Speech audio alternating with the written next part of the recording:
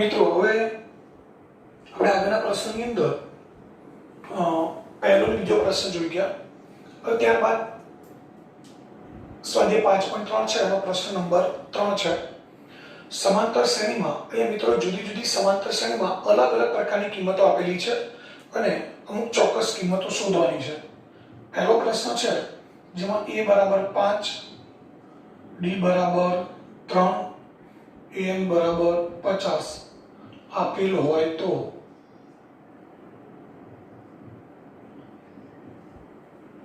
n અને sn શોધો.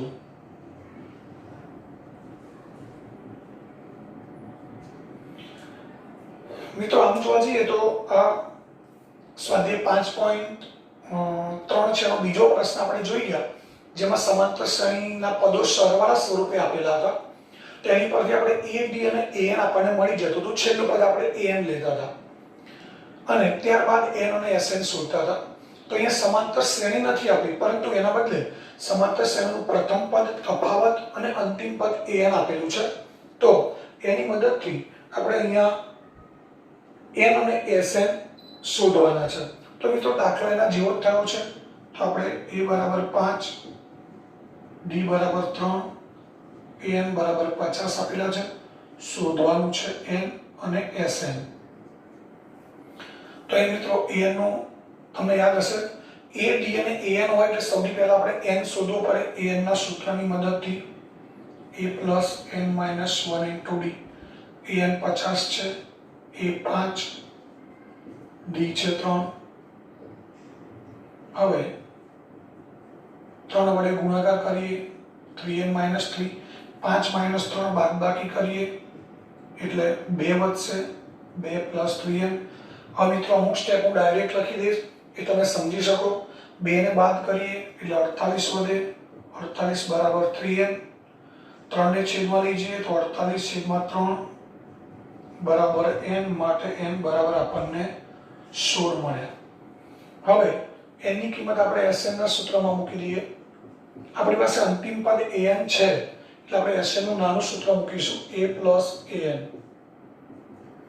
હવે n બરાબર 16, a છે પ્રથમ પદ 5 અને an છે 50. 8 દુ 16, 8 × 55, 8 × 5 = 40 ને 0 વધી 4, 8 × 5 = 40 ને 4 44. એટલે આપણને s16 એટલે કે 16 પદોનો સરવાળો મળ્યો 440. તો મિત્રો આ પ્રશ્ન 2 જેવો જ છે એટલે એકદમ સરળ જ છે. હવે ત્યારબાદ ત્રીજા પ્રશ્નમાં બીજો પ્રશ્ન જોઈએ.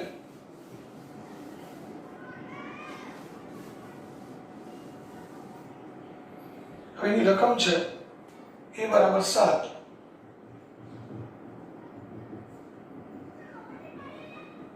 a 13 બરાબર 35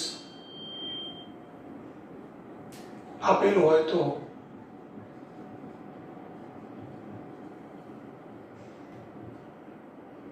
d અને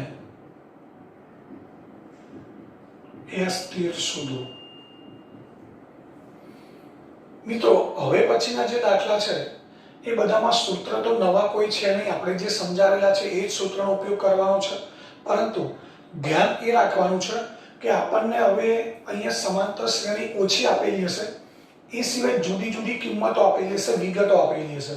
તો એ કિંમતો પરથી આપણે સૂત્ર માટે જરૂરી કઈ કઈ કિંમતો શોધી શકીએ છીએ, આપણે કઈ રીતે એમાંથી એ કિંમતો મેળવી શકીએ છીએ, એ સૌથી મહત્વનું છે અને એ ખબર પડવી જોઈએ. બાકી દાખલામાં નવા સૂત્રો કોઈ છે નહીં જે આપણે સમજાવ્યા છે. એ સિવાયના a7, a13, d અને s13 શોધવું છે. આપણે d શોધવું છે અને s13. તો a એટલે પ્રથમ પદ 7 આપેલું છે, બીજું આપેલું છે a13 બરાબર 35. મિત્રો આની પરથી આપણને એટલી સમજ પડવી જોઈએ કે a13 બરાબર 35 એમાં બે કિંમત છુપાયેલી છે.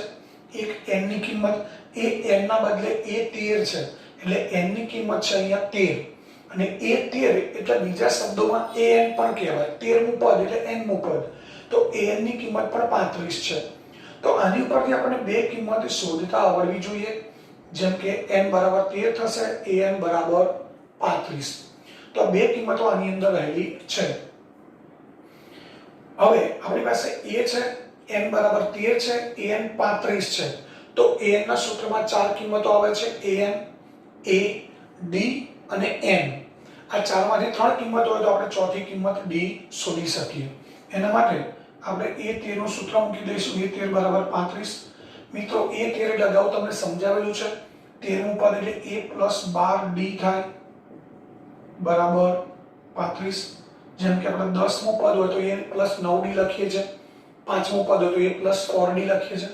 તો 13મું પદ છે તો a પ્લસ 12d. હવે એની કિંમત આપણી પાસે છે 7. d ની કિંમત શોધવા 7 અને 12 બંને સામે લઈ જવા પડશે, પરંતુ પહેલા 7 સામે જશે. તો 12d બરાબર ડાયરેક્ટ હું બાદબાકી કરી દઉં છું. 35 માંથી 7 બાદ કરીએ એટલે 28 વધે. d બરાબર 28/12. હવે 7 ચોક 28, 3 ચોક 12 એટલે d બરાબર 7/3. એટલે d તફાવત મળ્યો 7/3. મિત્રો હવે આપણે s13 શોધવાનું છે. s13 માટે d ની કોઈ જરૂર નથી. છેલ્લું પદ આ 13મું પદ s13 શોધવું છે ને અહીંયા a13 પણ છે. તો આપણે s13 બરાબર ડાયરેક્ટ સૂત્ર લખી શકીએ. આ રીતે લખીએ તો પણ વાંધો નહીં. sn બરાબર n/2 a plus an. Direct ખ્યાલ ના આવે તો sn વાળું સૂત્ર પહેલા મૂકી શકાય. હવે s13 એટલે જ્યાં n છે ત્યાં આપણે 13 મૂકી દેવાના. તો s13 બરાબર 13/2 a પ્લસ a13 આવું આપણે લખી શકીએ. સમજાય છે? n બરાબર આપણે 13 લીધા છે તો અહીંયા પણ 13 આવશે, અહીંયા પણ 13 આવશે. તો હવે 13/2 એ આપણી પાસે છે 7 અને 13મું પદ છે આપણી પાસે 35. 35 પ્લસ 7 સરવાળો થશે 42. 21 ને 42 છેદ ઉડાડી દઈએ. હવે અહીંયા 13 નો ગુણાકાર 21 સાથે કરીએ તો 13 એકા 13 વધી 3 વધી 1 13 દુ 26 26 ને 1 27 એટલે s13 એટલે કે 13 પદોનો સરવાળો મળ્યો આપણને 273. તો આ રીતે આપણે a અને an આપેલા છે. a13 એટલે an આપણે સમજીએ તો એની પરથી આપણે d અને s13 આ રીતે શોધી શકીએ. હવે ત્યારબાદ પ્રશ્ન 3 છે મિત્રો, એ ખાલી તમને સમજાવું છું. કઈ કિંમતો આપેલી છે, કઈ શોધવાની છે, તમારે ઘરેથી ગણવાનો છે દાખલો. 3 ની રકમ છે એમાં a12 બરાબર 37 છે, d બરાબર 3 છે. તો a અને s12 શોધવાનું છે. આ પ્રશ્ન 3 ની રકમ છે. a12 37 છે, d 3 છે, a અને s12. તો મિત્રો આના આ દાખલામાં ફરક એક જ વસ્તુનો છે કે અહીંયા પ્રથમ પદ હતું, અહીંયા પ્રથમ પદ a નથી, એના બદલે d આપ્યો છે. આ દાખલામાં આપણને પ્રથમ પદ હતું તો આપણે પહેલા d શોધ્યો હતો અને એના માટે કયા સૂત્રનો ઉપયોગ કર્યો હતો? a13 બરાબર 35. તો એ રીતે અહીંયા a12 બરાબર 37 છે. તો a12 બરાબર 37 એટલે a પ્લસ 11d લખી શકાય, જેમાં આપણી પાસે d ની કિંમત છે. તો a પ્લસ 11d બરાબર 37. એમાં d ની કિંમત મૂકીએ એટલે આપણને સૌથી પહેલા a મળશે. a મળે પછી જેમ અહીંયા s13 નું સૂત્ર મૂક્યું છે એ રીતે s12 નું સૂત્ર મૂકી અને આપણે કિંમત શોધી શકીએ. તો રીત એક જ છે, ખાલી એક એક કિંમત ઓલ્ટરનેટ આપેલી છે. અહીંયા a આપેલો છે, d શોધવાનો છે. તેના બદલે અહીંયા d આપેલો છે અને a શોધવાનો છે. બંનેમાં એક જ રીતના સૂત્રનો ઉપયોગ કરવાનો છે. તો એ તમે ઘરેથી કરી શકશો. હવે ત્યારબાદ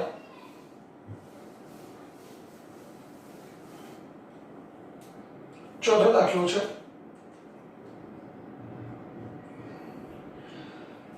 જેમાં a3 બરાબર 15,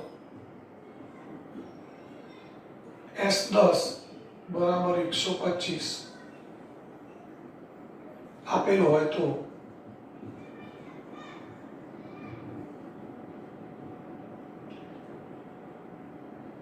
d અને A10 શોધો. મિત્રો ચોથો પ્રશ્ન છે એમાં A3 બરાબર 15 એટલે ત્રીજું પદ 15 છે. S10 125. S10 એટલે આપણને ખબર પડી કે 10 પદોનો સરવાળો. જે શ્રેણીનું ત્રીજું પદ 15 છે એ શ્રેણીના પ્રથમ 10 પદોનો સરવાળો 125 છે. આનો અર્થ એવો થાય તો એ સમાંતર શ્રેણીનું 10 તફાવત શોધવાનો છે D, બે ક્રમિક પદોનો તફાવત, અને 10મું પદ A10 આપણે શોધવાનું છે. તો મિત્રો અહીંયા આપણી પાસે સમાંતર શ્રેણીનું કોઈ એક પદ આપેલું છે અને કોઈ ચોક્કસ એટલે કે 10 પદોનો સરવાળો આપ્યો છે. તો મિત્રો હમણાં મેં તમને કહ્યું કે A3 બરાબર 15 છે, S10 બરાબર 125 છે. તો સૌથી પહેલા આપણે એ વિચારો આમાંથી આપણે કઈ કઈ કિંમતો શોધી શકીએ, કઈ કિંમતો બહાર કાઢી શકીએ. તો n બરાબર 3 ગણાય અને an બરાબર 15 છે.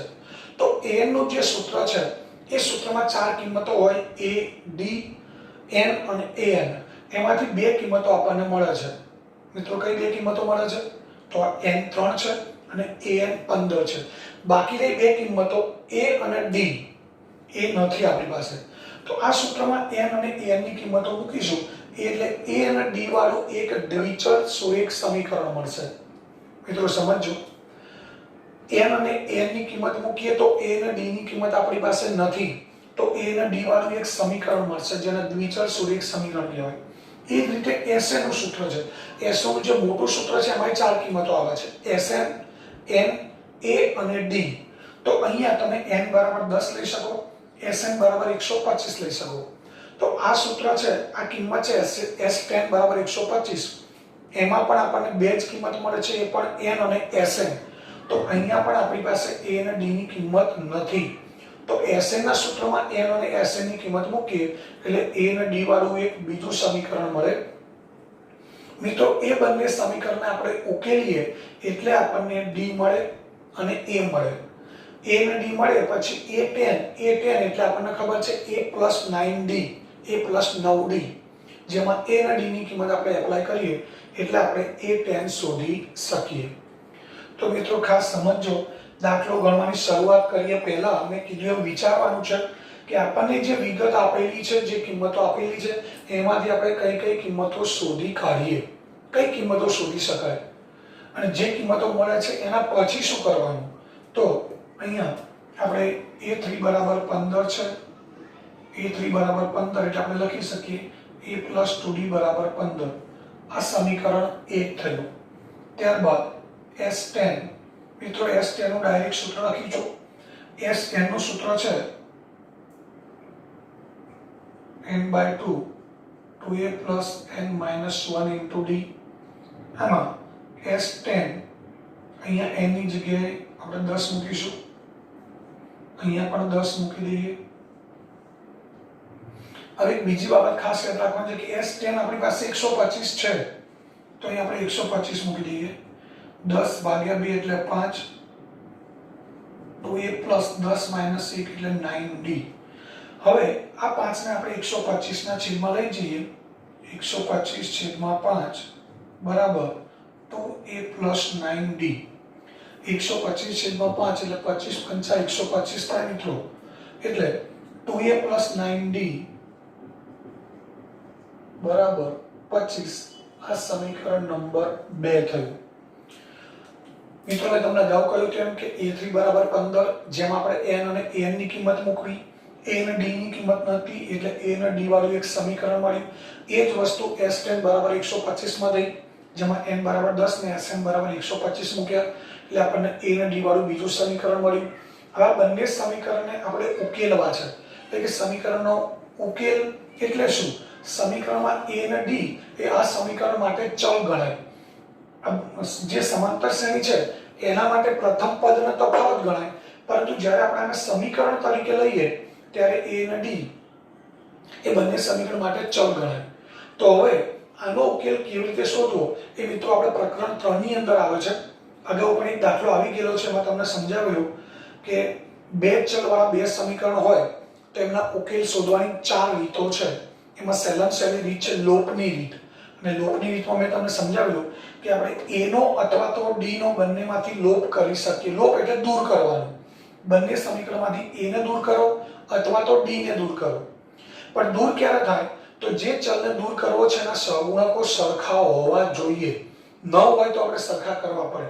અહીંયા a નો સહગુણક 1 છે, અહીંયા 2 છે, નથી સહગુણકો સરખા. d નો સહગુણક 2, ત્યાં 9, d ના સહગુણકો પણ સરખા નથી. તો આપણે કોઈ એકના સહગુણકો સરખા કરવા પડે. તો કોના સહગુણક સરખા કરવા સહેલા પડશે એ તમે સમજી શકો છો. અહીંયા a નો સહગુણક 1 છે, અહીંયા 2 છે, તો આને આપણે 2 વડે ગુણી દઈએ એટલે આનો સહગુણક 2 થઈ જાય. પરંતુ માત્ર પ્રથમ પદને 2 વડે નથી ગુણવાના, આખા સમીકરણને આપણે 2 વડે ગુણવાના છે. તો પહેલા સમીકરણને 2 વડે ગુણીએ એટલે અહીંયા 2a થશે, અહીંયા 2 દુ 4, 4d અને 15 દુ 30 થશે. માની લો કે કોઈને d ના સહગુણકો સરખા કરવા છે, તો અહીંયા 2 છે અને અહીંયા 9 છે. તો મિત્રો 2 ને કોઈક સંખ્યા વડે ગુણીને 9 નહીં મળે. 2 ને કોઈ સંખ્યા વડે ગુણીને 9 મળશે નહીં, કારણ કે આપણે જાણીએ છીએ 2 ના ઘડિયામાં 9 નથી આવતા. તો પછી આપણે ઉલટ સુલટ ગુણવા પડે.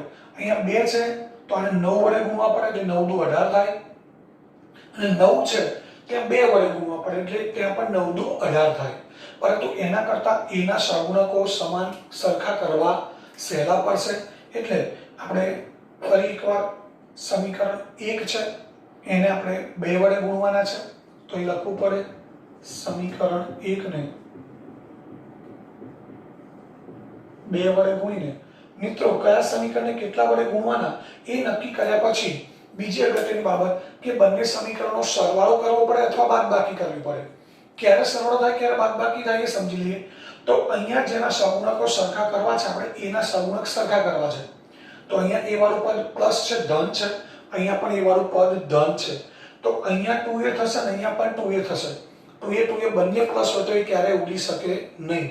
એટલે 1 ને આપણે માઈનસ કરવું પડે, અને માઈનસ કરવા માટે હંમેશા સમીકરણની બાદબાકી કરવી પડે. તો આટલું યાદ રાખીશું કે જે ચલના સહગુણકો આપણે સરખા કરીએ છીએ એની નિશાની 1 ની પ્લસ ને 1 ની માઈનસ હોવી જોઈએ. ન હોય તો કોઈ ચિંતા કરવાની જરૂર નથી. આપણે સમીકરણ 1 અને 2 ની બાદબાકી કરી દેવાની. એટલે સમીકરણ 2 ની બાદબાકી કરીશું એટલે સમીકરણ 2 ના બધા પદોની નિશાની બદલાઈ જશે. અને જો એક પ્લસ હોય અને એક માઈનસ હોય તો બાદબાકી કરવાની જરૂર નથી. તો સમીકરણ 1 અને 2 નો સરવાળો કરવાનો. તો લોકની રીતમાં ખાસ યાદ રાખીશું કે જે ચલના સહગુણકો આપણે સમાન કરીએ છીએ એની નિશાનીઓ સમાન હોય, બંને પ્લસ હોય અથવા બંને માઈનસ હોય તો પણ બાદબાકી કરવી પડે.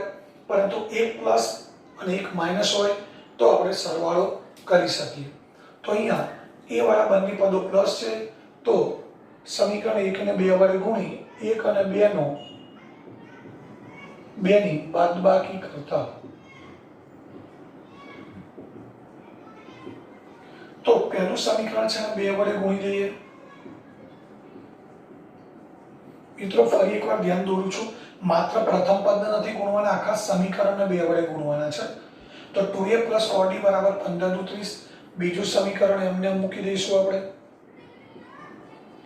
પહેલા સમીકરણ અને બીજા સમીકરણની બાદબાકી કરવી છે તો બીજું સમીકરણ બાદ કરવા માટે બીજા સમીકરણના બધા પદોની નિશાની આપણે બદલી દઈશું. એટલે બધા પદો પ્લસ છે તો માઈનસ થઈ જશે. હવે 2a + માઈનસ ઉડી ગયા, બાકી વધ્યો એક જ ચલ d. આપણે a નો લોપ કરવાનો હતો તો એનો લોપ થઈ ગયો.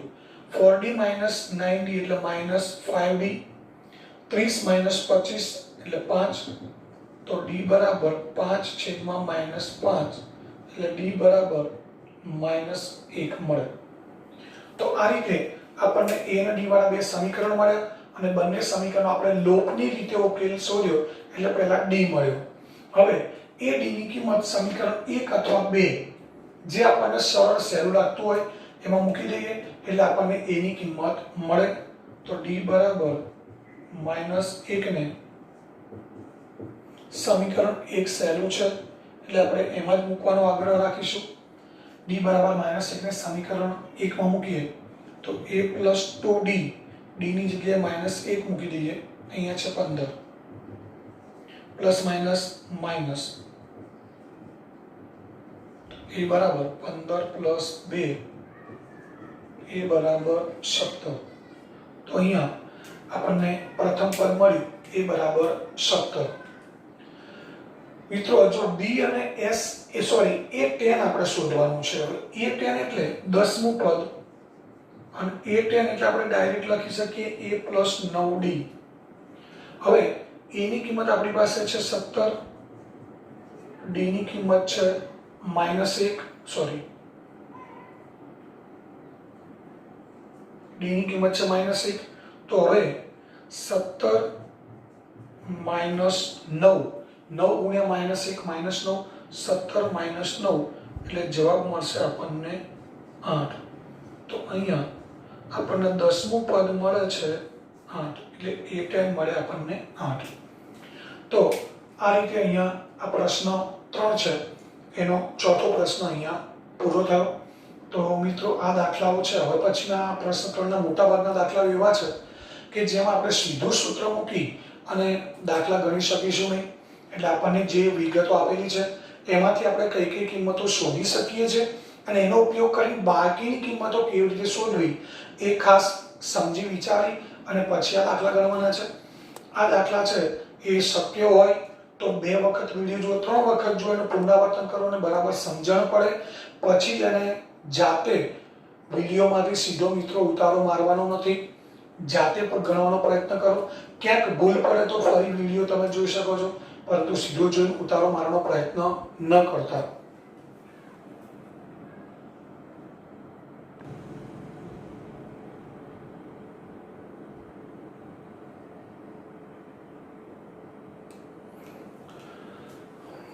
મિત્રો હવે આગળ જોઈએ 5મો પ્રશ્ન, જેમાં d = 5, s9 = 75 આપેલ હોય તો a અને a9 શોધો.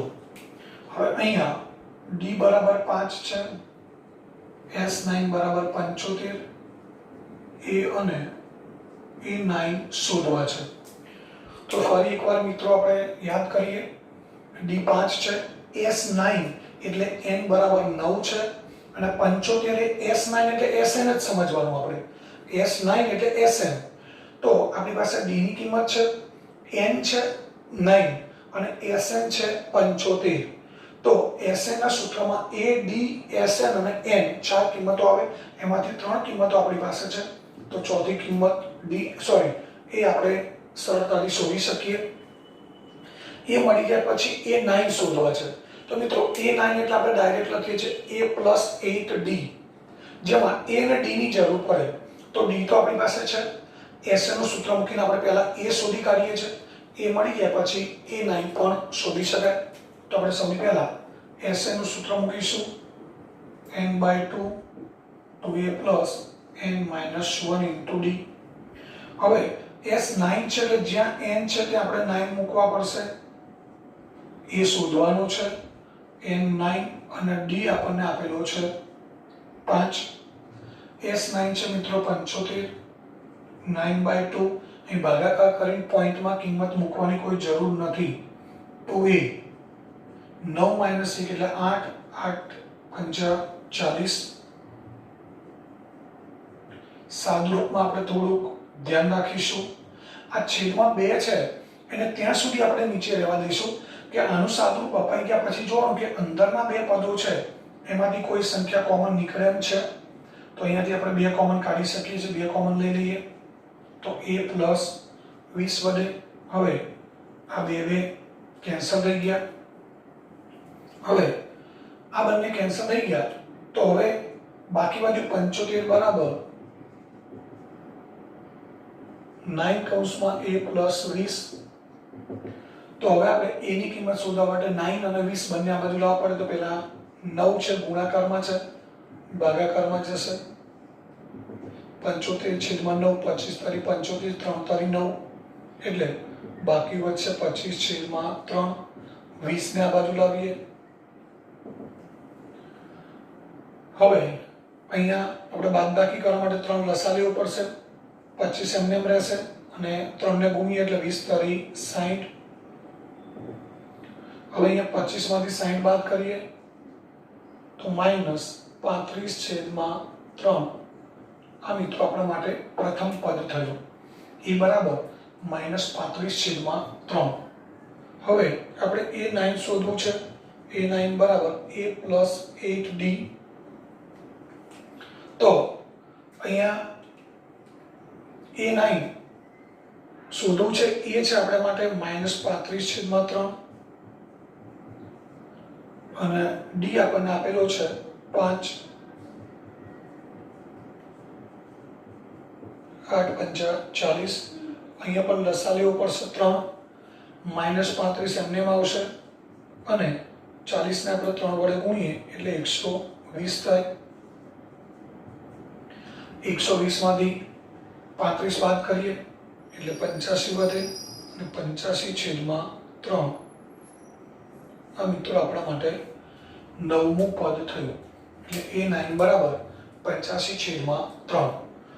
તો અહીંયાથી આપણને એટલી ખબર પડી ગઈ કે D ની કિંમત છે S9 એટલે N9 છે, S9 75 એટલે SN 75 છે. તો આપણી પાસે D છે, N છે અને SN છે. એની પરથી આપણે સૌથી પહેલા A શોધી કાઢ્યો. A મળે ત્યારબાદ આપણે આ સૂત્રમાં કિંમત મૂકી અને A9 બરાબર A + 8D માં A અને D ની કિંમત મૂકી અને આપણે A9 એટલે કે 9મું પદ શોધી શકીએ.